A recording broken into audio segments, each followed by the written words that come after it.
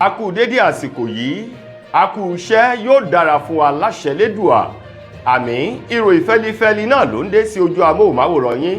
láti iléeṣẹ́ wa Ìròyìn Feli-feli TV. Lónìí tí í ṣe ọjọ́rú Wednesday ọjọ́ àánú ọjọ́ 17 nínú oṣù keje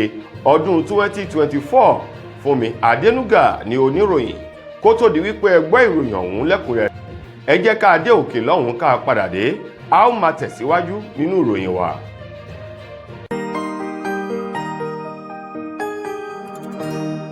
Ìròyìn Feli-feli TV, àjààbálẹ̀ làwọn ìròyìn ti wà, máa wò lóòrèkóòrè.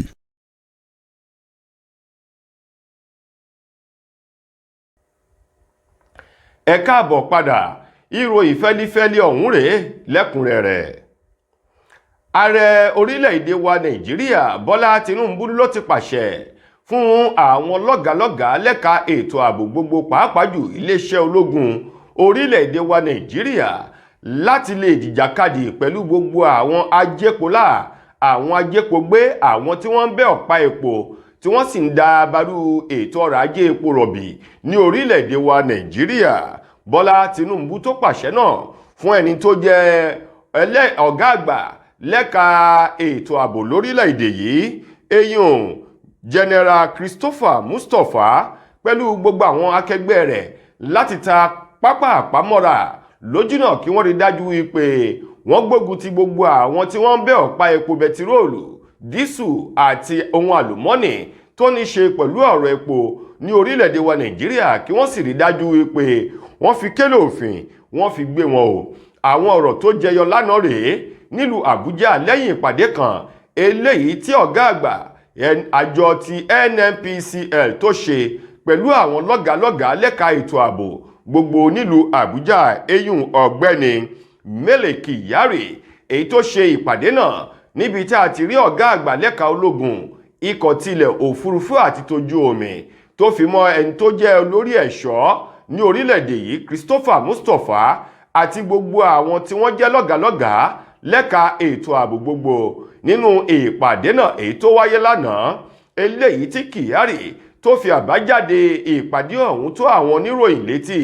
wípé àwọn tẹ̀lé àṣẹ èyí tí ààrẹ Tinubu pa ò, wípé kí wọ́n sọ fún gbogbo àwọn ẹ̀ṣọ́ aláàbò gbogbo láti lè rí dájú wípé wọ́n gbógun ti àwọn tí wọ́n ń bẹ́ ọ̀pá epo, wọ́n sì fi kélé òfin gbé wọn, kí wọ́n sì rí dájú wípé àlàáfíà ó jọba láwọn ìpínlẹ̀ gbogbo èyí tí dúkìá ìjọba àpapọ̀ tó wà, pàápàá jù ọ̀rọ̀ epo bẹtiróòlù àti àwọn ìpínlẹ̀ ìgbogbo tí ọ̀pá epo ọ̀hún gbà, èyí tí àwọn kọlọ̀sí kan tí wọ́n ń bẹ́ tí wọ́n sì ń dabarú ètò ọrọ̀ ajé epo bẹtiróòlù. Wọ́n ní gbogbo wọn pátá ò ní ààrẹ Tinubu ti ní kí wọ́n fi ọwọ́ òfin gbé gbogbo àwọn oníṣẹ́ ibi ọ̀hún, kí ọ̀rọ̀ epo bẹtiróòlù ilẹ̀ yìí kó lè tó lò fún gbogbo mùtúmùwà tí ṣe ọmọ orílẹ̀-èdè wa Nàìjíríà. Lẹ́yìn ìdájọ́ ilé ẹjọ́ èyí tó wáyé lọ́jọ́bọ̀ ọ̀sẹ̀ èyí tó kọjá yìí, èyí tí ìjọba àpapọ̀ tí wọ́n ti fa àwọn ìjọba ìpínlẹ̀ tuurutu lọ ilé ẹjọ́ lórí fífi ààyè sílẹ̀ òmìnira fún àwọn ìjọba ìbílẹ̀ gbogbo kí wọ́n lè máa ṣe ètò ìdìbò wọn láyè ara wọn, bákan náà kí wọ́n lè máa gba owó èyí tó tọ́ sí wọn tààràtà láti ọ̀dọ̀ ìjọba àpapọ̀ sí àpò ìjọba ìbílẹ̀, kó má máa yà sí àpò ìjọba ìpínlẹ̀ mọ́ síwájú kówó náà tó lọ sí ìjọba ìbílẹ̀ gbogbo, wípé yóò tún ṣe ìrànwọ́ ìdàgbàsókè ni yóò tún mú bá àwọn ẹsẹ̀ kùkú jákèjádò ní orílẹ̀-èdè wa Nàìjíríà. Báyìí ìbẹ̀rùbojo ló ti bẹ̀rẹ̀ sí ní mú gbogbo àwọn ìpínlẹ̀ kankan lélẹ́yìí tán ni ó ṣeé ṣe o kí ìdájọ́ ilé ẹjọ́ gíga ọ̀hún tó wáyé nílùú Àbújá kó má bàa gé àwọn lọ́wọ́, kí wọ́n tètè kọ́ra máìsìkí, kí wọ́n rí ìdájọ́ ilé ẹjọ́ gíga ọ̀hún tó wáyé nílùú Àbújá kó má bàa gé àwọn lọ́wọ́, kí wọ́n tètè kọ́ra máìsìkí, kí wọ́n rí dájú pé àwọn náà wọ́n sáré ṣe kò kárí ètò ìdìbò tí àwọn ìjọba ìbílẹ̀ gbogbo, kí wọ́n lè mú àwọn àyànfẹ́ wọn sórí ipò. Àwọn ìpínlẹ̀ eléyìí tó ń lọ bíi 13 báyìí ni wọ́n ti mú ọjọ́ àti oṣù èyí tí wọ́n yóò ṣe ètò ìdìbò ìjọba ìbílẹ̀ wọn síwájú kó tó di wípé òfin eléyìí tí yóò dè wọ́n láti má lè lọ́wọ́ sí ìjọba ìbílẹ̀ tó ní ṣe pẹ̀lú ètò ìbò kó tó di wípé òfin ọ̀hún ó jẹyọ o. Àwọn ìpínlẹ̀ bíi 13 kan ni wọ́n ti mú ọjọ́ báyìí o. Níbẹ̀ ńlá ti rí ìpínlẹ̀ Kaduna, ìpínlẹ̀ Kogi, ìpínlẹ̀ Bauchi, bákan náà láti rí ìpínlẹ̀ Katsina, ìpínlẹ̀ Ọ̀ṣun, ìpínlẹ̀ Enugu, ìpínlẹ̀ Benue, ìpínlẹ̀ Rivers, ìpínlẹ̀ Jigawa, ìpínlẹ̀ Imo, ìpínlẹ̀ Kebbi, ìpínlẹ̀ Abia tó fi mọ́ ìpínlẹ̀ Anambra. Àwọn 13 yìí ni wọ́n ti mú ọjọ́ àti oṣù báyìí tí wọ́n yóò ṣe ètò ìdìbò ti àwọn ìjọba ìbílẹ̀ gbogbo láwọn ìpínlẹ̀ wọn, tí wọ́n sì ti ké sí àwọn àjọ elétò ìdìbò láti bẹ̀rẹ̀ sí ní gbé àwọn ìgbésẹ̀ èyí tó jẹ́ pàtàkì tó nílò láti rí wípé ètò ìdìbò ọ̀hún ó wáyé ní ìrọ̀wọ́rọsẹ̀ síwájú kí èfin ìjọba àpapọ̀ àti ilé ẹjọ́ kó tó jẹyọ o. Lára àwọn ìpínlẹ̀ ọ̀hún iná ńlá ti rí ìpínlẹ̀ Kaduna èyí tí àwọn ti mú ọjọ́ 19 nínú oṣù kẹwàá ọdún èyí tí a wà nù rẹ̀ yìí. Bákan náà láti rí ìpínlẹ̀ Bauchi náà, àwọn náà ti mú ọjọ́ 19 nínú oṣù kẹjọ ọdún èyí tí a wà nù rẹ̀ yìí. Nígbà tí ìpínlẹ̀ Jigawa, ìpínlẹ̀ Imo, Anambra, ìpínlẹ̀ Abia àti Katsina, Kebbi tó fi mọ́ Benue táwọn náà ti ń ròyìn pé láìpẹ́ láìjìnà kó tó di wípé a kọjá nínú oṣù kẹwàá àwọn náà yóò mú ọjọ́ o tí wọn yóò ṣe ètò ìdìbò ìjọba ìbílẹ̀ ní ìpínlẹ̀ wọn síwájú òfin ìjọba àpapọ̀ èyí tí wọ́n retí pé ó ṣeé ṣe kó gé àwọn lọ́wọ́. Ajìjàǹgbara ajà fún ẹ̀tọ́ ọmọ ènìyàn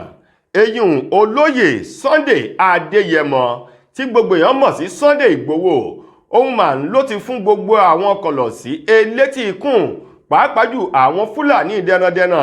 tí wọ́n ń da àlàáfíà Òkè Ògùn ní ìpínlẹ̀ Ọ̀yọ́ tí wọ́n ń da láàmú tí wọ́n jẹ́ kómi ọ̀hún kó tòrò minimini fún àwọn ènìyàn láti mu ni wọ́n ti fún wọn ní gbèdéke ò wípé ní pápá tá à ń ṣe ní pápá wípé kí wọ́n fi gbogbo àwọn agbègbè ọ̀hún sílẹ̀ kí wọ́n gba ìlú wọn lọ bí bẹ́ẹ̀ kọ́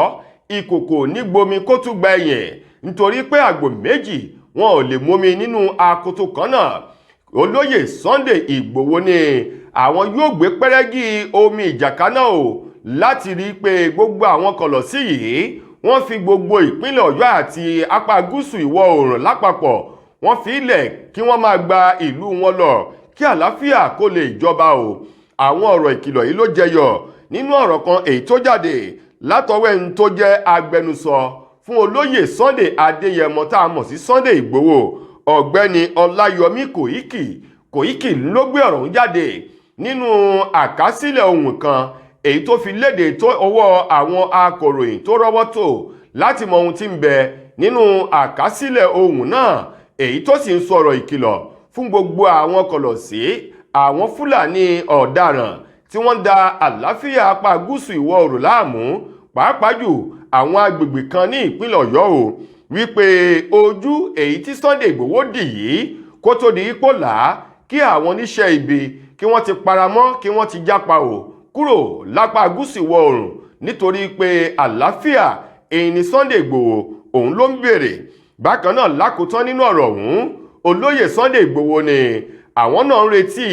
ọ̀rọ̀ àtìlẹ́yìn ìgbáradì àwọn ọba orí adé gbogbo ní ilẹ̀ Yorùbá láti ṣe ìrànlọ́wọ́ àti àtìlẹ́yìn fún àwọn wọ̀nyí nítorí wípé Sunday Ìgbòho ni àgbájọwọ́ la fi sànyà. Ó ní bí àwọn ọba orí adé gbogbo ní apá ilẹ̀ Yorùbá bí wọ́n bá ti òun lẹ́yìn tí wọ́n sì fọwọ́ sí i ó ní dájúdájú àjàyè ìlèyàn ọjà nítorí wípé àgbájọwọ́ ńlá fi sànyà gẹ́gẹ́ bí ọ̀rọ̀ ìkìlọ̀ ń bó ti jáde. Tó ẹ̀yin ará ẹ jẹ́ ká lọ rí gbọ́ ìpolówó ọjà S2 herbal mixture eléyìí tó jẹ́ oògùn tewétegbò lẹ́wà tí wọ́n fi ọ̀nà ìgbàlódé kó jọ. Tá a bá padà dé a ó máa tẹ̀ sí ọwọ́ iwájú nínú ìròyìn wa ẹ kú ìkàlẹ̀. látijọ́ aláyé ti dáyé lọ́kọ́ tí ń sọ lówó orí aya tájọṣepọ̀ wọn sì jẹ́ gbádùn òun fa ìfẹ́.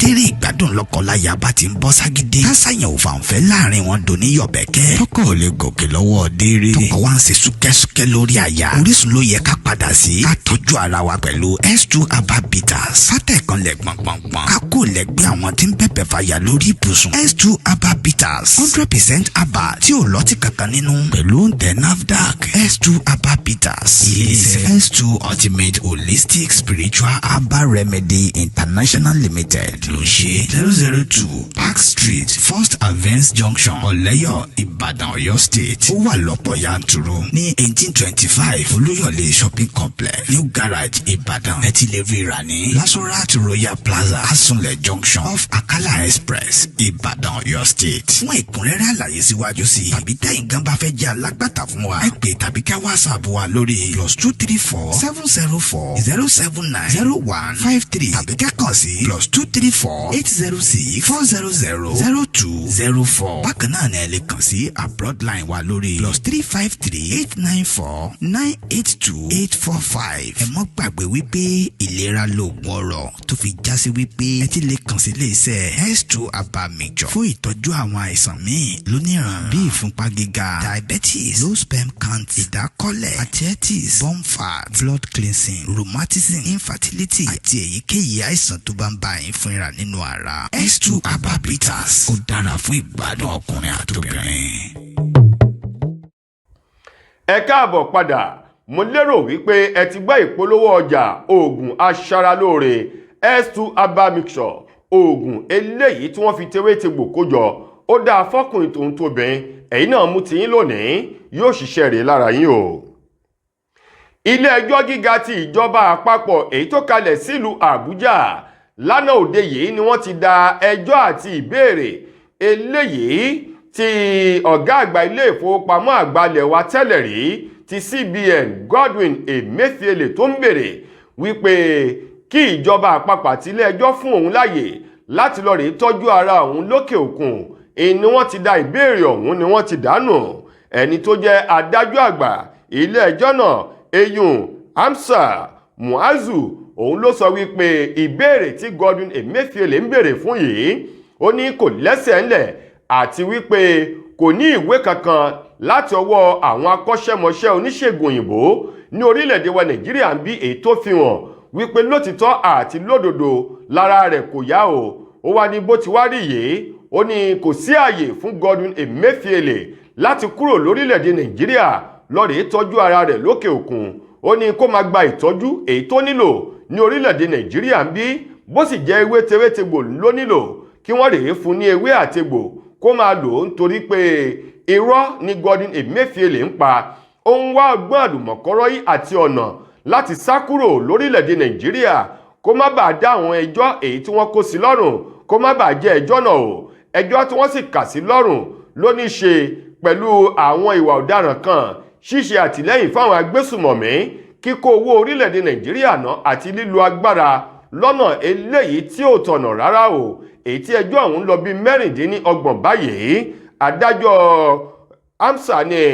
òun ti da ẹjọ́ náà nù àti ìbéèrè rẹ̀ kó wà láhàámọ́ àwọn agbófinró èyí tí wọ́n fi sí kí wọ́n sì máa tọ́jú rẹ̀ níbẹ̀. lákòótán nínú ìròyìn wa fún tòní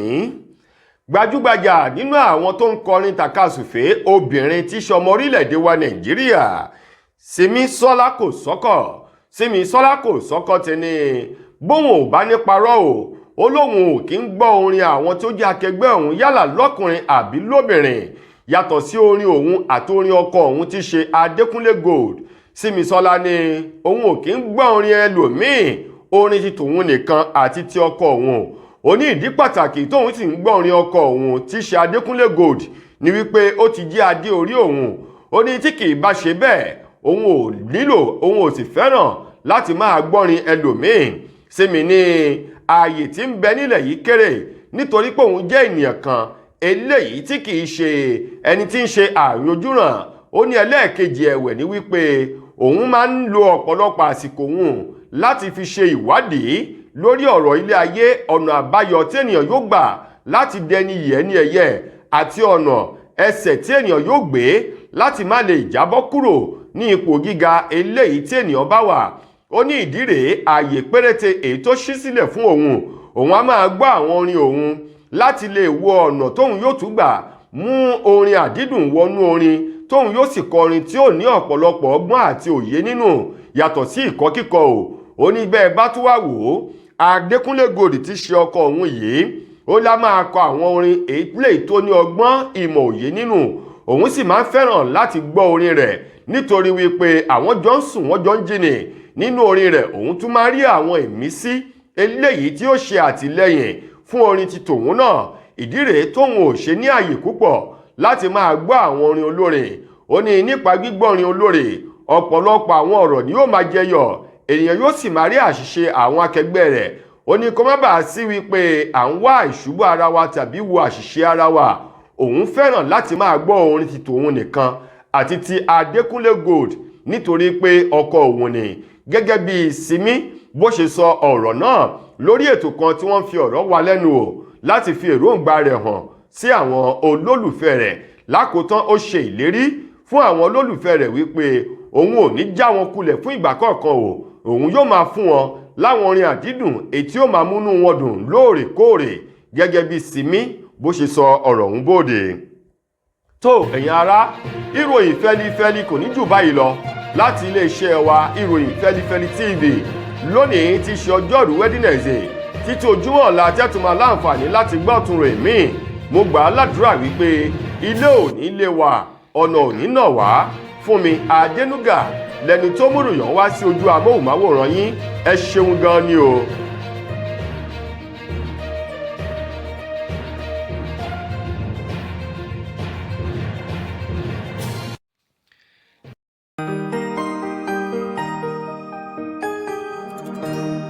Ìròyìn Feli-feli TV àjààbálẹ̀ làwọn ìròyìn ti wà máa wò lóòrèkóòrè.